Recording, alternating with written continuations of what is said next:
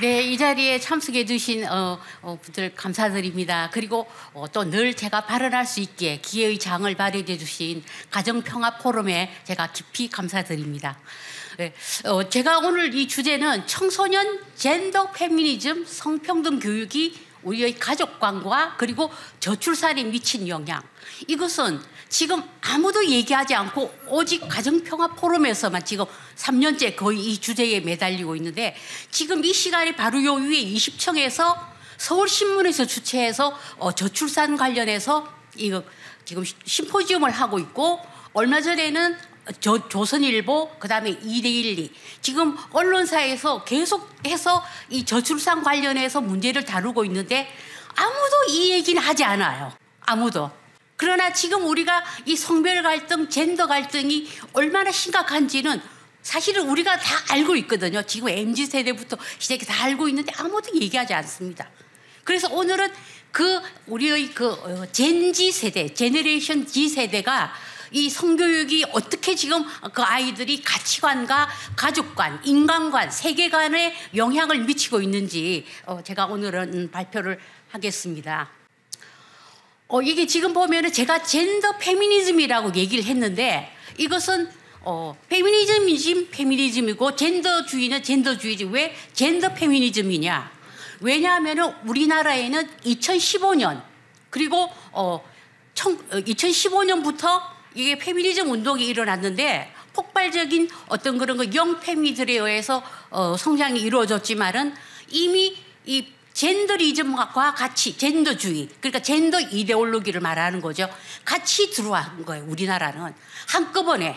사실 그때 저출산이 심각해지고 있는 마당에 또 하필이면은 정말 엎친 데 덮친 격으로 설상가상 페미니즘 운동까지 같이 일어났는데, 이것이 서구에서 일어났던 1990년대 중반에 일어났던 젠더주의와 같이 합쳐서 우리나라는 한꺼번에 그냥 거의 쓰나미처럼 들어와서 이게 성교육 또 성별 갈등 이게 다 작용을 한 거예요. 분명히 우리는 여기에 문제를 짚어야 되고, 지금 이게 우리나라 이 청소년 있잖아요. 오늘 주제의 테마인 청소년 중에 10명 중에 7명이 결혼을 불필요하다. 그리고 자녀를 낳지 말아야 한다가 무려 80%에 달한다. 정말 이렇게 심각해질 줄은 정말 몰랐어요. 이렇게까지. 갈수록 더 심각해지고, 그리고 동성결혼 허용이 52%이고 유학생 같은 경우에는 더 높아요. 거의 70% 가까이 됩니다. 이게 최근 여론조사예요. 예. 그리고 이 정도로 지금 우리의 이 젠지 세대가 지금 어쨌든 이 의식 구조, 가족 간 문제가 이렇다는 것을 제가 말씀을 드리겠습니다. 이게 서구 유럽에 이제 1960년대 말에 페미니즘 운동이 일어났고 90년대 젠더리즘이 혼합이 돼서 들어온 거죠. 우리나라는 2016년도에 이게 폭발적인 어떤 그런 페미니즘 운동이 일어나면서 대중화가 이게 된 거예요. 벌써 여러분들 페미니즘 운동이 거의 10년 가까이 이제 우리가 이렇게 되고 있습니다. 그러다 보니 이 젠더 이데올로기, 페미니즘 이데올로기가 이게 학교 성평등 교육, 그러니까 성평등 교육, 성교육 이게 같이 다 들어간 거죠. 그러다 보니 어떻게 됐습니까? 젊은 남녀들이 성별 전쟁, 젠더 워라는 이런 말이 있을 정도로 이 젠더 갈등이 심각해진 거예요.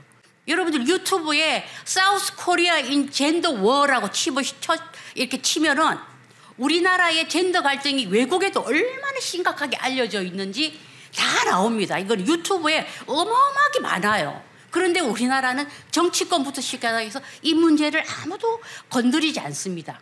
왜 젊은 여성들이 페미니즘 운동 이후에 비혼소년, 아예 결혼 안 한다는 거예요. 그리고 결혼율이 급락하고 그때부터 저출산 늪에 빠져서 우리가 정말 여기서 빠져나올지 정말 너무 심각한 상황이고, 그리고 시대가 또 그 당시에 이 정치적 올바름, PC주의가 미국에서 2010년, 북미 지역에서 13년 그 무렵부터 이 정치적 올바름이라는 이런 새로운 어떤 그런 사상적 조류가 다 영향을 미친 거예요. 그러니까 이게 굉장히 글로벌하게 전개가 된 겁니다. 그러다 보니 가족 가치관이 결정적으로 영향을 미치고, 공동체라는 가족 공동체에 또 영향을 미치고, 우리가 이 저출산으로 인해서 국가적 위기 상황까지 이렇게 간 겁니다.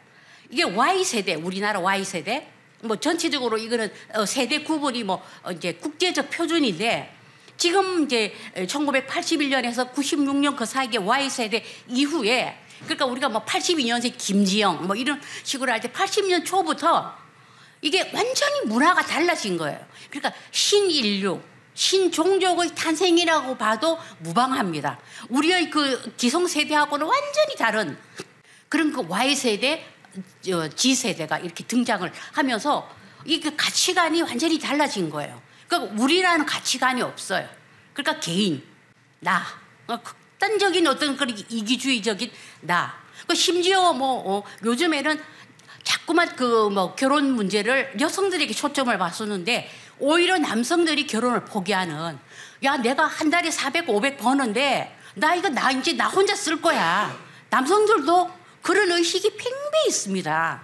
예. 그러니까 우리가 그런 면도 반드시 봐야 되고, 어쨌든 이게 이 젠더 이데올로기에 기반한 이제 이 성교육이 학교로 이렇게 침투를 하게 된 그런 세대입니다. 그 2015년부터 여기 이제 이 자료를 보면은 현재까지 2015년부터 2024년까지 출산율이 무려 38% 감소를 했고, 혼인 건수는 10년 사이에 41.5%가 감소를 한 거예요. 그게 언제냐면 2015년 기점이에요. 저기 자료에 보면은 제가 참 국민의힘 이쪽은 자료가 없더라고요. 그래서 제가 민주당 자료를 가지고 올 수밖에 없었는데, 예, 도대체 왜 이런 자료를 안 만드시는지 우리 이현정필 의원님 좀 많이 좀 애 좀 써주시면 좋겠어요. 예. 그러니까 우리가 2015년까지는 42만 명 쭉 유지를 했어요. 진짜로. 아무리 저출산 뭐 고령사회위원회가 만들어, 2015년 하필이면은 그 페미니즘 운동이 일어나면서부터 2015년부터 이게 폭락을 하기 시작한 거예요, 저게. 예. 그럼 왜 그런가? 그거 우리가 오늘의 어떤 그런 그 주제인 거죠. 그러니까 Y세대, Z세대가 비혼주의가 확산하면서 여성들이 사비 선언, 아니 뭐 전부 안 하겠다는 거예요. 그냥 성관계도 하지 않고 아이도 낳지 않고 결혼도 다 안 하겠다는 선언을 마치 무슨 유행처럼 이렇게 하기 시작을 했고, 특히 이건 매스미디어에 이게 가족 해체 프로그램, 비혼주의, 이게 지금까지 지속이 되고 있는 거예요. 비행소녀, 비혼이 행복한 소녀. 이 주인공이 결혼하지 않는 여자 연예인, 나이든 막 40, 50대 연예인들을 앞세워서 비혼이 행복하다는 이런 트렌드를 막 대중적으로 확산을 하고, 아시다시피 뭐 결혼지옥, 나혼산, 뭐 금쪽 같은 내 새끼, 이거 보면 누가 자식을 낳고 싶겠어요. 그리고 결혼과 이혼 사이, 한 번쯤 이혼할 결심, 이거는 황혼이 이혼을 좀 이제 그 대상으로 하고 있는데, 억지로 그냥 우리가 무슨 이혼을 권장하는 그런 사회가 돼버린 거예요. 정말 매스미디어의 책임도 굉장히 큽니다. 이거는 사실 이거 외국에서 이미 다 얘기를 했어요. 디 애틀랜틱이라고, 이거는 미국의 그 좌파 매거진이에요. 여기서 한국인들이 아이를 갖지 않는 이유는 성별 갈등이다, 젠더 전쟁이다, 젠더 갈등이다, 이거를 명확하게 칼럼에 쓰고 있어요. 이미 외국 언론은 다 진단을 했고, 그다음 파이낸셜 타임스는 중도 신문이 중도 일간지인데, 이건 최근이에요. 올해 4월 달에 거기에 그 데이터를 담당하는 수석 기자가 이렇게 썼어요. 대한민국은 둘로 갈라졌다. 젊은 남녀 분열로 결혼율이 급락했다. 출산율 세계 최저이다. 이렇게 이미 진단이 나와 있는데 우리나라 정치권은 얘기를 하지 않아요. 정말 이제는 얘기를 해야 돼요. 그리고 이제 저출산 고령사회위원회에서 지난 5월 달에 이제 이렇게 대상을 넓혔더라고요. 이번에는 25세에서 49세까지 이렇게 했는데, 미혼 남녀 4명 중에 10명 중에 4명은 결혼할 생각이 없다. 이게 이제 저출산 고령사회위원회 이렇게 조사를 또 했습니다. 그다음에 제가 아까 말했듯이 한국청소년 정책연구원, 국책연구기관이고 여성가족부 산하인데 이렇게 비율이 나옵니다. 이게 동성결혼 긍정이 이렇게 평균 52% 나오고, 자녀를 낳지 않겠다가 19.8%고, 심지어 로봇 인간, 로봇이 나의 반려로 삼을 수 있다가 61.4%가 나왔으니까 얼마나 우리 이 젠지 세대가 가치관이 얼마나 차이가 납니까 지금. 지금 정치권에서는 제가 여러 번 얘기하지만은 뭐 여기 계신 우리 주최하시는 가정평화 포럼도 다 아실 거예요. 이 젠더 갈등에 대해서 말하지 않습니다. 표가 떨어져서 그런지 아니면은 이게 뭐 건드리기가 싫어서 그런 건지 눈치만 보고 있는 건지 정말 알 수가 없을 정도로 말하지 않는데, 이제 이탄희 민주당 의원이 100분 토론회에 나와서 이렇게 얘기했어요. 지난해에 젠더 갈등 이슈와 저출산 문제는 전혀 상관없다. 이게 정치권의 저는 일반적인 경향이라고 생각을 합니다. 이거는 심각하게 우리와 정치권이 동떨어져 있다는 거. 이게 이 한마디로 이게 알 수가 있습니다. 알다시피 제가 이제 이 생물학적 성은 남자와 여자죠. 인간이 남자와 여자로 태어나는 거죠. 생식기, 염색적 호르몬, 이것이 이제 우리가 타고난 성인데, 이 젠더라는 것은 이게 타고난 성과 상관없이 이제 문화적, 뭐 또 심지어 정신적, 사회적으로 자신이 성별을 바꿀 수 있다는 거예요. 이걸 이제 우리가 말하면 LGBTQ라고 이렇게 얘기하죠. 이거를. 그러다 보니 자기를 계속 무슨 뭐 논바이런이니 안드로진 계속해서 신조어를 만들면서 자신의 성 정체성을 계속해서 바꾸는 거예요. 이런 게 바로 이 젠더주의입니다. 이 젠더 용어가 완전히 무슨 이게 대중화가 돼버린 거예요. 이 글로벌 성혁명 시대에는. 그러다 보니 아주 여러 용어가 계속해서 만들어지고 있습니다. 뭐 젠더 아이덴티티, 성적 대상화, 그리고 뭐 젠더 롤, 그다음에 또 내가 여자지만은 내가 남자인지 여자인지 잘 모르겠어. 나는 너무 이게 나의 정체성을 모르겠어. 젠더 디스포리아. 그다음에 우리가 성중립, 젠더 뉴트럴이라고 부르잖아요. 성중립이라는 용어도 그냥 일반적으로 돼버린 거예요. 성중립 화장실이 있잖아요. 젠더 뉴트럴 레스트룸 이러면서 성중립 화장실이 뭐 성공회대, 뭐 카이스트대, 신도림역 뭐 이런 데 가면 다 만들어져 있어요. 남자 여자 그냥 똑같이 쓰는 거예요, 변기를. 이런 시대에 이게 완전히 왔습니다. 이 젠더주의와 퀴어 이론, 그러니까 즉 동성애 이론을 완전히 맞는 사람이 주디스 버틀러입니다. 주디스 버틀러가 2년 전에 EBS 우리나라 교육방송에 출연을 해가지고 명확하게 얘기했습니다. 생물학적 성을 받아들이지 말라는 거예요. 남자와 여자라는 거 받아들이지 말라. 성별은 얼마든지 상황에 따라서, 시간에 따라서, 심지어 공간에 따라서 변한다. 이거를 EBS에서 나와서 얘기를 내가 우리 단체가 가서 막 앞에서 항의 시위도 하고 막 그랬거든요. 이 정도로 청소년 성 정체성에 굉장히 혼란을 가져오기 시작한 게 지금 현재에 이르고 있습니다. 그러면은 어떻게 해서 학교에 이렇게 급속하게 이게 들어갔을까? 바로 초등 교사들이 적극적으로 나섰던 거예요. 이 초등학교에 초등교사, 페미니스트 교사 모임이 여러 개가 있습니다. 그 중에 제가 두 개만 이렇게 대표적으로 가져왔는데, 2016년도에 페미니즘 운동이 막 일어나니까 초등 성평등 연구회가 초등 교사들이 만들었고, 그 다음에 초등 젠더 연구회 아웃박스 2017년도에 만들어지면서 이 초등 여교사 중심으로 이게 초중고의 이 페미니즘 교육을 의무화해야 된다. 막 청와대 청원을 올리기 시작을 한 거예요. 그때가 문재인 정부가 또 이제 페미니스트 대통령이 되겠다 이렇게 하니까 이것이 같이 그냥 들불처럼 일어나고 주도적으로 이제 초등 교사들이 이제 한 겁니다. 그러니까 2018년도에 그 청와대 이제 윤여창 국민소통 수석이 아예 발표를 했습니다. 페미니즘 교육은 통합적으로 이루어졌다. 그러다 보니 학교 페미니즘 교육이 그냥 완전히 의무화, 정론화가 돼버린 거죠. 그리고 이걸 주도한 것이 또 전국 교직원 노동조합 정교조입니다.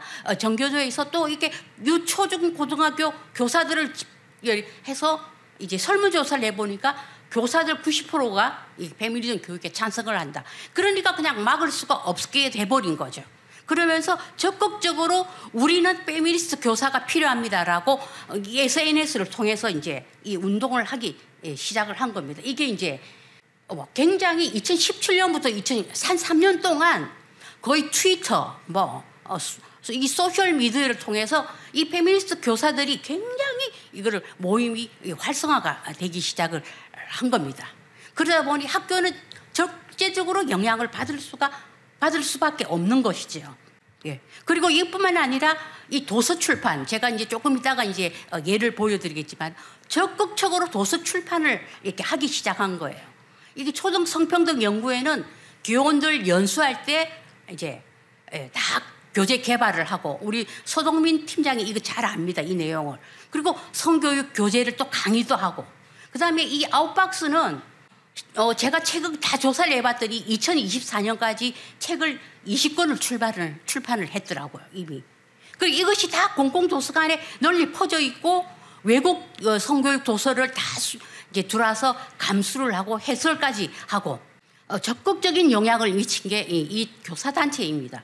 이것이 이제 이 초등 젠더 연구의 아웃박스에서 한 건데, 이게 남녀 성별을 둘로 나눈 것이 고정관념이고 차별이라고 써놨어요, 아예. 왜 남녀를 남자와 남자는 남자고 여자는 여자인데 이것이 고정관념이고 왜 차별인지. 이것이 젠더 감수성이라는 거예요. 이 책에, 자기 교사들이 만든 책에 이렇게 다 나와 있습니다. 그리고 이제 적극적으로 EBS나 이 방송에 출연하기 시작을 한 거예요, 이 교사들이. 그러면서 젠더 감수성에 대해서 강의를 하고, EBS에 출연 교사들이 단체로 출연해서 이렇게 이제 적극적으로 여론전을 또 하기 시작을 한 겁니다. 그러니까 아예 국가 교육기관을 빌어서 이걸 다 한 거예요. 그러니까 아이들이 속수무책 받아들일 수밖에 이렇게 없는 거죠. 그리고 이제 우리가 많이 얘기했던 포괄적 성교육을 2020년에 울산시 교육청에서 개발을 해서 이것을 막 이제 학교로 직접적으로 들어오기 시작을 한 거예요. 이거는 뭐냐면은 사실은 포괄적 성교육이라는 건 젠더 교육이고, LGBTQ 플러스 이걸 다 포괄을 해야 된다. 그리고 이것을 어릴 때부터 유초등 초중고 어릴 때부터 이 포괄적 성교육을 해야 된다. 그리고 위해서는 우리가 미디어의 문해력을 길러야 된다. 이것이 미디어 리터러시라는 겁니다. 그리고 이거를 계속해서 이제 이렇게 계속해서 추진을 한 겁니다. 그리고 제가 지난해 12월달 가정평화 포럼에서 이제 이 교사들의 그 성소수자 모임을 소개를 했는데, 거기서 더 발전을 했더라고요. 그러니까 정교조 이제 성소수자 교사 모임이 퀴어 티처스 퀴어 이래가지고 QTQ 모임을 만들어서 굉장히 이제 맹렬히 활동을 하고 있어요. 예. 교사 이제 퀴어 모임이.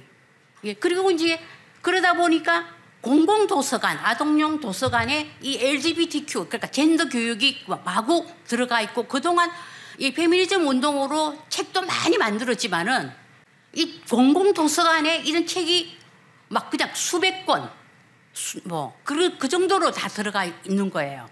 그러면 이것이 질 좋은 성교육이라는 거예요. 성을 음지에서 양지로 이끌어낸다는 그런 명분으로 그 트랜스젠더 긍정, 동성애 긍정, 그리고 성적 호기심을 과도하게 작용하는 그런 그 성교 행위를 아주 적나라하게, 제가 가지고 온 자료를 사실 다 보여드리지를 못해요. 이게 너무나 정말 그 야해가지고 보여드릴 수가, 몇 개만 그냥 제가 이게 모범적인 사례만 가져왔는데 이 정도예요. 그러니까 어떤 내용이냐면은 엄마 한 명, 아빠 한 명은 그냥 평범하다는 거예요. 그러니까 엄마 둘, 아빠 둘 이러고도 괜찮다는 거예요. 그러니까 일부 다처제, 일처 다부제를 은연중에 아동용 이 성교육 시장에 다 들어와 있는 거예요. 이것이 우리나라 사람이 쓴 게 아니고 다 외국에 있는 이런 그 급진 성교육을 무차별적으로 번역을 해서 마구 수백 건씩 들어오고 있는 그런 상황입니다. 그러니까 아이들이 얼마나 이 정체성 혼란을 일으키고, 앞서 말한 그런 통계가 나오는 게 무리는 아니죠. 그리고 이 책에 보면은 트랜스젠더에 관해서 아주 상세하게 설명을 하고 있습니다. 이게 우리 아이들에게. 그러니까 자신이 생기시기를 없애고 싶어해 라는 그 트랜스젠더, 성을 바꾸고 싶어해. 굉장히 상세하게 이 아동용 도서에 트랜스젠더 성전환 수술이 어떻게 하는지 다 나와 있습니다. 그리고 어린이 젠더라는 이것도 이제 하고 있는데, 이거를 누가 이거를 이제 감수를 하고 들여왔냐면은 아까 말했던 초등 젠더 연구의 교사 단체 아웃박스라는 모임에서 이 어린이 젠더를 감수를 해서 이게 들여온 거예요. 그러면 여기 그림 보면 여자와 여자가 결혼식을 올리잖아요. 그러니까 이런 게 아무렇지도 않게 남자와 남자, 여자와 여자가 이 커플 이거를 동성혼, 동성결혼 이거를 정상적인 것으로 이렇게 다 포장이 돼서 공공도서관에 가면 다 있습니다, 여러분. 이런 책들이. 예. 그 중에서 한 60권 정도를 대전에 이제 그 포스트 코리아 연대라고 이게 다 해서 막 이거를 또 그 간행물 윤리위원회 막 고발도 하고 지금 그렇게 열심히 이제 이렇게 하고 있는데 이게 공공도서관의 책이 이런 수준입니다. 여기 그림에도 나와 있잖아요. 여자와 여자가 둘 사랑을 나누고 남자와 남자끼리 이렇게 이게 교육의 도서관에 이런 그 공공 자료에 이렇게 돼 있습니다. 늘 동성혼을 정상적인 것으로 이렇게 다 비치가 이렇게 되어 있습니다. 이거는 이제 중학교 2학년 성교육 시간에 숙제로 내준 독후감을 써오라고 한 이 책이에요. 이게 나의 첫 젠더 수업. 여기 보면은 이게 다 이제 트랜스젠더. 그러니까 뭐 남자가 여자처럼 꾸미고 이거를 숙제로 내주는 거예요. 그러면은 그 숙제에 좋은 점수를 받을 수 있으려면 여기에 대해서 동의를 할 수밖에 없죠. 이런 상황입니다, 지금. 그러다 보니 어떻게 됐을까요? 청소년 대상으로 퀴어 코드가 범람을 하는 거예요. 굉장히 상업화가 돼버린 거예요, 이제는. 그러니까 대중문화의 퀴어 이 물의 주 소비층은 아동 청소년이에요. 지금 주 소비층은. 그러니까 광고, 동화책, 또 소설, 만화, 노래, 유튜브, 게임 할 것 없이 이 LGBTQ 어떤 그런 퀴어 코드가 다 들어가 있는 거예요. 그러니까 동성애 장르는 인기 콘텐츠예요, 이미. 그러니까 BL물, GL물이라고 그러잖아요. 보이스 러브, 걸스 러브. 여자와 여자끼리, 남자와 남자끼리. 이게 하나의 어떤 문화 현상이 돼버린 거예요. 인기 있는 문화 현상이. 그 일례로 지난 5월 5일 어린이날 이제 리디북스라고 있습니다. 온라인 전자서점. 여기서 행사를 한 거예요. 이벤트를 한 건데 어린이날 이제 이 전 연령대 BL 특집, 보이스 러브 특집 이래가지고 아예 홈페이지에 다 이게 홍보를 해버린 거예요. 그러다 보니 이게 BL 물을 막 장려를 하는. 그래서 제가 이제 이 리디북스 홈페이지에 들어가서 제가 조사를 해봤어요. 도대체 이 BL물이 보이스 러브 이 남성 동성애물이 얼마나 책이 있나. 가서 조사해봤더니 120권이 인기리에 팔리고 있고 연재되고 있더라고요. 그런데 걸스 러브 GL물은 더 많아요. 200권, 제가 확인한 것만 200권이었어요. 이것이 인기리에 연재되고 있고 팔리고 있고 우리 청소년들이 소비를 하고 있어요. 그런데 BL물이 인기 장르예요. 예, 리디북스에서는. 그러니까 누구든 이 BL물을 굉장히 이제 인기리에 소비를 하고 있는 거예요. 일종의 하나의 소비 문화가 돼버린 겁니다. 이것이 이제 어린이날 전 연령 BL 특집 이래가지고 리디북스에서 아예 그냥 홍보를 다 해버린 거예요. 일부 제가 이 책만 가져왔는데 이제 남자와 남자가 이렇게 서로 진한 포옹을 하고 이런 물이 수백 권이 있는 거예요. 제가 가서 확인을 해보니까. 지금도 가면 다 있습니다. 누구든지 다 가서 할 수가 있는 거예요. 그러니까 이게 어떻게 어린이에게 이렇게 BL 특집이라고 권유를 할 정도면은 우리 사회가 어디까지 왔는지 우리가 충분히 짐작이 할 수가 있습니다. 아무렇지도 않게 소비를 하고 있는 거예요. 이제 제가 대학교를 볼게요. 대학교는 이미 이제 이 법정의 의무 교육이 되었습니다. 고등교육법을 2021년도에 개정을 해가지고 각 대학교의 인권 성평등 센터 설치가 의무화되어 있고 젠더 감수성 교육을 다 받게 돼 있습니다. 이게 우리나라 대학은 이제 무조건 의무화로 되어 있어요. 그래서 이제 그 온라인 교육을 반드시 이수를 해야지 학점이 나옵니다. 그래서 제가 이제 자주 소통을 하는 이제 여자 대학생이 있는데 이 교육을 받는 게 너무너무 괴롭다는 거예요. 사실은 말이 온라인 10개 이상 이제 영상이라고 그러는데 그 섹션별로 다 나눠져 있어가지고 자기가 좋은 학점을 받기 위해서 열심히 봤을 것 같더니 48시간이 걸리더라는 거예요. 이틀 동안 이 영상을 봤대요. 그래서 학점은 잘 나왔답니다. 그런데 보는 게 너무나 힘들더랍니다. 이게 완전히 페미니즘 교육이었고 그리고 남성 어떤 혐오적인 남성 차별적인 요소가 너무 많아서 자기가 보는 내내 너무 힘들었다. 예, 그렇게 저한테 직접 이렇게 알려왔습니다. 그 대학교도 마찬가지, 초중고 대학교까지 다 이렇게 이제 이 젠더 교육이 완전히 이제 이 장악이 되어 있다라는 거. 그리고 이제 대학교 부설 연구소에 이제 젠더 연구소라고 있습니다. 전에는 이제 뭐 우리 이명선 교수님도 계시지만 여성학 연구소라고 있는데 지금 이름을 차츰차츰 다 젠더 연구소로 바꾸고 서울대는 여전히 여성학 연구소로 하고 있지만은 뭐 연세대 젠더 연구소 이러면서 굉장히 사실은 우리나라 젠더주의 페미니즘 이론에 굉장히 중요한 역할을 하고 있어요. 여기가. 그 대학교 부설을 하다 보니까 학술 네트워킹이 굉장히 잘 돼 있고 이제 이 담론을 우리 사회 운동의 담론, 젠더 페미니즘 담론을 적극적으로 만들어내는 곳이 이제 이 젠더 연구소예요. 이게 여성학 연구소는 미국의 코릴 내에서 가장 먼저 공식적으로 만들어졌답니다. 그게 1970년에 한창 미국의 그 페미니즘 운동이 급진적으로 일어날 때 코릴 대에서 이 여성학 연구소를 가장 먼저 만들었답니다. 그 이후에 이제 막 캘리포니아, 버클리 다 이렇게 만들어진 거죠. 그래서 제가 부산대학교 젠더 연구소에서 무엇을 요즘에는 이제 공부를 하시나 하면서 들어가 봤더니 2024년도에는 이제 교차성을 퀴어링하라 이런 그 타이틀로 쑥 이제 이 교육 자료를 만들고 있더라고요. 그 여러분들이 이거 이해를 하실 수 있을지 모르겠어요. 이 교차성이라는 것도 페미니즘 하나의 분파거든요. 우리가 인종, 뭐 문화, 뭐 이렇게 역사, 민족 다 이거를 우리가 모두 다 포용을 해가지고 여기서 퀴어링하자. 동성애 어떤 그 물론 퀴어링을 하자. 근데 정확하게 이 사람들이 뭘 주장하는 건지 모르지만 어쨌든 제목으로 보면은 이 사람들이 어떻게 이 퀴어 이게 물이 여기 대학교에 얼마나 점령이 되어 있는지 우리가 충분히 유추할 수 있습니다. 대학교도 지금 이런 상황입니다. 이제 서유럽 북미는 이제 뭐 오바마, 바이든 그리고 캐나다의 트리도 이제 정부가 거의 10년 이상을 이렇게 하면서 이제 이분들이 친의 LGBTQ 정책이에요. 그 젠더 산업이 하나의 자신들의 어떤 정치적, 문화적 동맹자들이 되어버리고 젠더 패션 시대가 되어버린 거예요. 이제는 완전 젠더 산업이 젠더 패션이 되어버린 이게 이제 드래퀸이잖아요.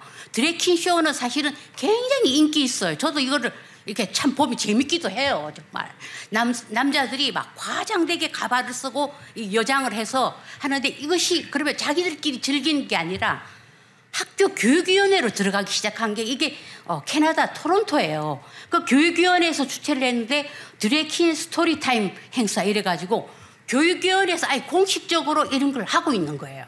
아이들을 불러서. 그리고 이것도 공공도서관의 LGBT 친화적 드래퀸 행사 이래가지고 이 아이들을 불러서 책을 읽어주는 이런 프로그램도 또 있어요. 이게 이런 걸 찾아보면은 정말 너무나도 많아요. 미국은 뭐 말할 것도 없고 이런 시대입니다, 우리가. 그러다 보니 새로운 성별 우리가 3인칭 대명사를 계속해서 개발해내고 있는 거예요. 만약에 우리가 저 사람이 분명히 여자지만은 she is 이렇게 부르면은 자기가 만약에 레즈비언이다 이러면 잘못 부르는 거예요. 그러면은 우리가 성별을 인칭 대명사를 잘못 불렀을 때는 사과를 해야 되는 그런 시대가 되었습니다. 그리고 뭐 이런 그 옷도 팔더라고요. 뭐 그도 아니고 그녀도 아니고 they, them 이런 어떤 새로운 성별 인칭 대명사를 계속해서 만들어 내는 거예요. 그러니까 앞서 말했던 주디스 버틀러가 여자이지만 레즈비언인데 주디스 버틀러를 그 영문 표기에서는 she라고 하지 않아요. they라고 they 그들 그들의 뭐 이런 식으로 성별 인칭 대명사를 이렇게 쓰고 있는데 앞으로 이런 식으로 진행해 나가고 되면 우리가 아마 여기 무슨 명찰을 달고 다녀야 되지 않을까. 나를 좀 이렇게 불러주세요. 뭐 이런 식으로 이런 우리가 환경입니다. 자, 이게 북미 젠지 세대, 북미 지역에서 이 조사를 해봤더니 젠지 세대 4분의 1이 자신이 이제 LGBT라는 거예요. 막 게이고 레즈비언이고 다 이런 4분의 1이. 이게 여러분들 믿기십니까? 앞서 말해서 우리나라의 청소년들이 뭐 거의 60%가 나 동성애를 긍정한다라는 그런 식으로 나왔잖아요. 북미 지역도 젠지 세대가 이렇게 하는 거예요. 그래서 실제로 이제 2023년도에 미국 브라운 대학, 이제 명문 대학이잖아요. 브라운 대학에서 설문조사를 했더니 학생 38%가 자기는 LGBTQ에 속한다는 거예요. 38%가 어마어마한 숫자잖아요. 그래서 이게 진짜인가 싶어가지고 그 이제 브라운 대학의 게이 교수가 다시 조사를 해봤더니 말만 이렇게 하고 실제로는 이성의 관계를 맺고 이성에 관심이 있는 거예요. 이성에. 근데 답변은 이렇게 하는 거예요. 그러니까 이게 하나의 어떤 문화적 트렌드다. 저는 그런 면을 봐야 됩니다. 그래서 네덜란드에서 최근에 또 조사를 해봤어요. 무려 15년 동안 조사를 해봤답니다. 해서 이거 쭉 이제 이 성별 관련해서 조사를 해봤더니 11세에 난 성소수자인 것 같다라고 답변이 11%였는데 똑같은 사람을 15년 동안 조사를 했더니 26세가 되니까 4%밖에 안 되는 거예요. 그러니까 우리가 어릴 때 아이들이 어떤 문화적인 담론, 문화적인 어떤 그런 그 이데올로기에 굉장히 영향을 받는 거예요. 그러니까 우리가 말하는 LI 현상인 거예요. LI라고 그러거든요. 자기가 실제로는 성소수자는 아니지만 내가 LGBTQ에 동맹한다. 내가 LGBTQ 인권을 지지한다. 이 LI 현상이 만연하에 있는 거예요. 그러니까 실제로 저는 우리가 청소년 앞서 말했다시피 50% 이상이 동성혼을 긍정한다. 이것도 저는 하나의 LI 현상이라고 저는 냉정히 봅니다. 실제로 이 아이들이 저는 이성에 관심이 있다고 보거든요. 그런데 어쨌든 답변은 또 이렇게 나와요. 이게 다 이렇게 나오니까 브라운 대학이고 뭐고. 그러니까 이게 하나의 어떤 그런 문화 현상, 어떤 문화 혁명의 젠더 이데올로기다. 저는 그런 면도 이렇게 꼭 봐야 된다. 그러니까 이제 젠더 용어가 이제 제가 이제 한국 양성평등교육진흥원이나 이런 자료를 쭉 이렇게 보면은 페미니즘이라는 용어가 가라앉았어요. 그 대신에 젠더 용어만 계속 써요. 뭐 젠더 문해력, 젠더 혁신, 뭐 젠더 계속해서 젠더.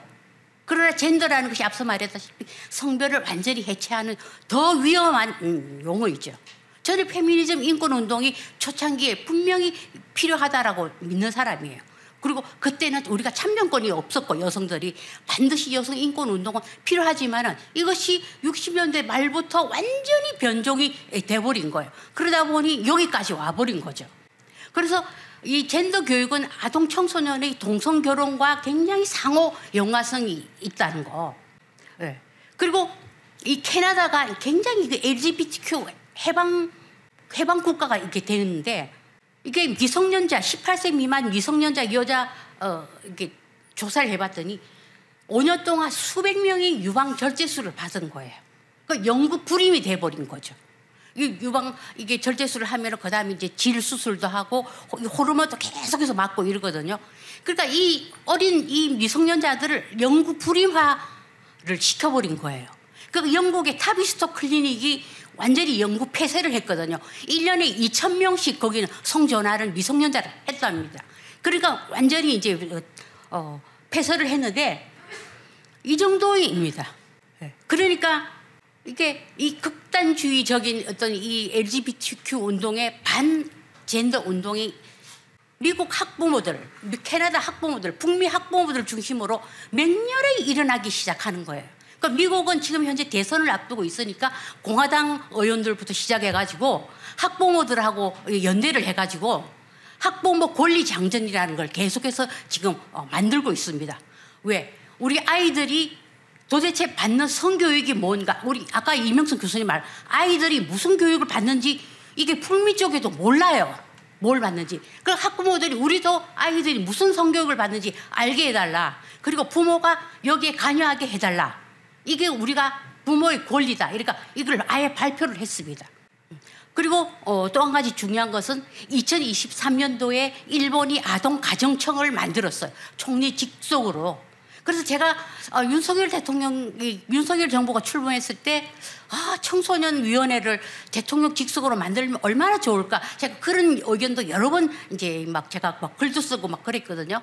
그 일본은 이게 아동 청소년 정책이 얼마나 중요한 걸 알고 있어. 핵심은 저출산 문제예요. 일본도. 그래서 지금 2023년도에 아동 가정청을 만들어서 이것이 저출산 아동의 컨트롤 타워 역할을 하고 있는 거예요. 저는 우리가 지금 현재 어떻게 될지 모르겠는데 윤석열 정부, 저는 이거 정말 중요합니다. 이게 아동들을 우리가 어떻게 다음 세대를 이끌어갈 아동들을, 이 땅에서 가장 오래 살아갈 우리 아동들을 어떻게 하는지, 이것이 가장 중요하다. 저는 그래서 어쨌든 우리와 똑같은 이제 고민을 하고 있는 일본도 이런 아동 가정청을 만들었다는 거, 이게 저는 굉장히 이제, 이건 마지막으로 우리가 이제 트랜스젠더리즘이 참 본격화가 되었어요. 왜냐하면은 우리나라 이 대법원에서 판결이 계속해서 나는 거예요. 그러니까 성별 이렇게 수술을 하지 않아도 내가 남자인데 여자라고 주장하면은 성별 이렇게 정정을 다 해주는 거예요. 이것이 올 5월달에 무려 5명이 성별 정정 이렇게 받았어요. 성전환 수술을 하지 않았어요. 내가 정신적으로 내가 여자라고 주장하면은 이렇게 하는 거예요. 이것을 이미 대법원에서 막 허가를 하고 있는데 이미 본물이 터져버리는 그런 상황입니다. 이게 뭐 사실 북미 지역이나 우리나 별반 다를 게 없다. 그리고 이게 국내에 이제 트랜스젠더 단체도 굉장히 지금 활발하게 있더라고. 제가 뭐 조사한 것만 이 정도예요. 제가 이 자료집에 있는 거. 이 정도로 이 트랜스젠더 이게 단체들도 많이 일어나고 있고, 이 트랜스젠더 단체들이 퀴어 퍼레이드, 그다음에 포괄적 차별 금지법을 만들어라, 여기에 적극적으로 지금 이제 하고 있는 게 이 트랜스젠더 단체들이에요. 예. 결론적으로 그러면 이런 글로벌 성혁명, 젠더 이데올로기의 희생자는 결국 누구냐? 아무것도 뭣도 모르고 그냥 받아들이는 우리의 아이들인 거예요. 앞으로 우리가 정말 이게 청소년들을 이런 식으로 나가게 하면은 우리나라의 저출산 문제가 굉장히 심각해진다. 아이들이 결혼하지 않고 이러면은 정말 우리의 그 가장 기본적인 우리의 토대, 문화적 어떤 그런 우리 한국의 그 문명 자체가 정말 사라지는 그런 단계에 이르기 때문에 우리가 이 담론을 바꾸는 이것을 우리가 지금 하고 있는 거잖아요. 이게 더욱 맹렬하게 일어나야 된다. 그래서 우리가 가족 가치관이 중요하다. 이것은 아무리 진부하다 어쩌다 해도 우리가 계속해서 얘기를 해야 돼요. 그래서 담론을 만들어야 됩니다. 이상입니다.